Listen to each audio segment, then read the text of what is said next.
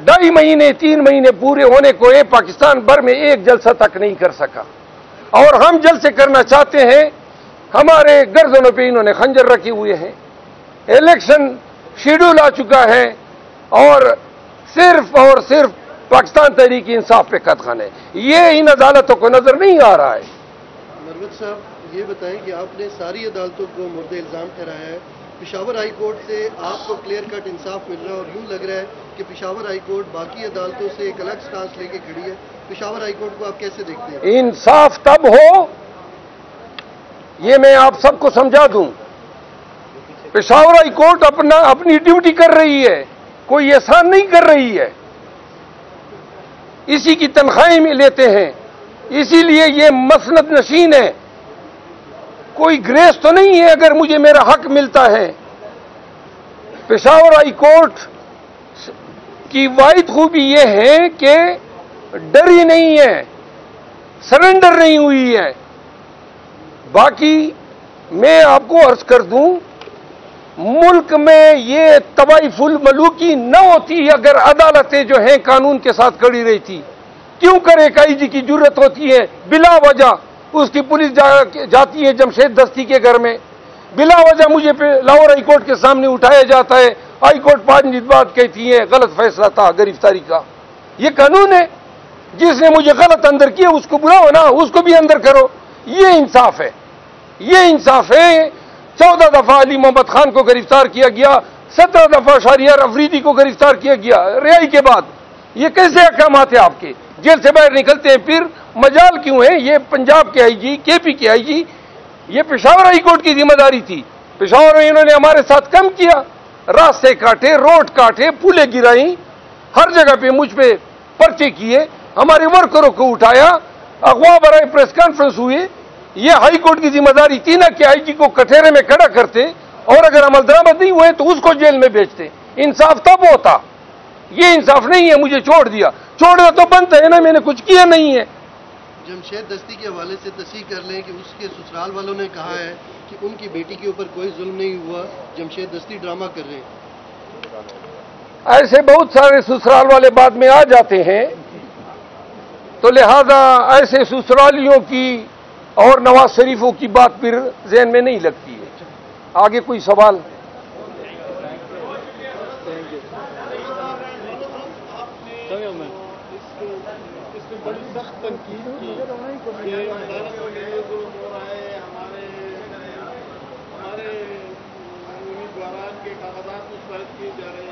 तो जब 2018 में एग्रीकल्चर का महकमा ये सब कुछ कर रहा था और 25 मेंबरान को भी अगवा किया जा रहा था, जहांगीर तरीन अपने जहाज को भर रहा था, तो उसकी भी आप तस्दीक करते ही जिस दौर में भी जिस दौर में बहैसियत वकील में ये मेरा ईमान है और हर दौर में हम खड़े रहेंगे जुल्म के खिलाफ, चाहे वो किसी पार्टी की हुकूमत हो।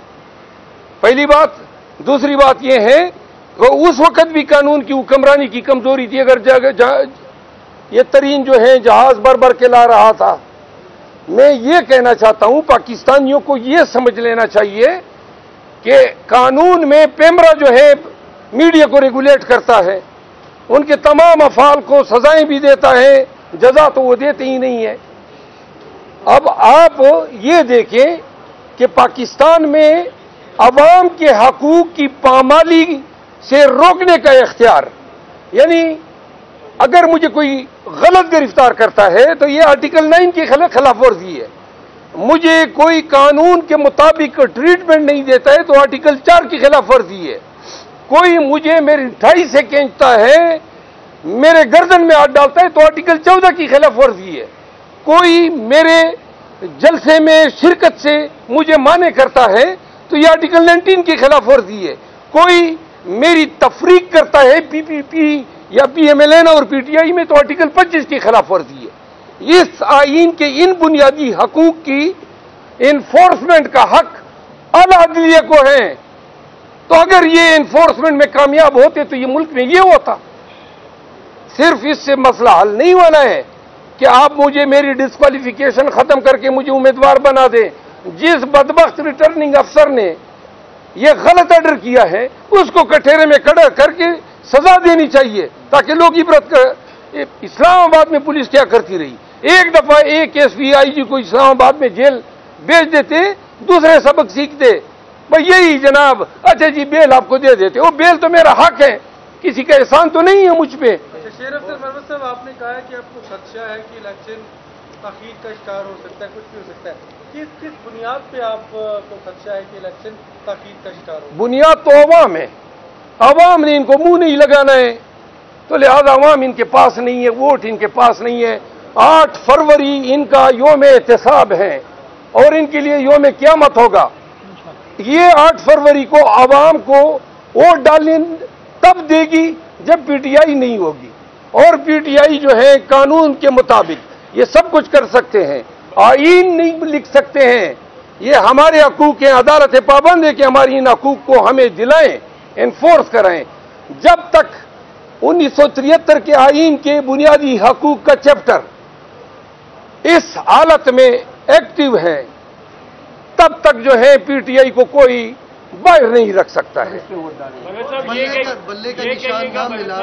مگر صاحب یہ کہیے گا، آپ بار بار الیکشن میں تاخیر کی بات کر رہے ہیں، کسی عدالت کے چیف جسٹس صاحب نے ریمارکس دے رکھے ہیں کہ انتخابات میں تاخیر کی کوئی ذکر نہ کرے، اگر کسی کو کوئی بات آتی بھی ہے تو وہ اپنے گھر میں اپنی بیوی سے اس کا ذکر کرے، تو یہ آپ ان احکامات کی خلاف ورزی نہیں کرے، وہ بھی سپریم کورٹ کے ہاتھوں میں کھڑے ہو گئے۔ ہم نے سپریم کورٹ کے احکامات کی بھی بدترین پامالی دیکھی ہے۔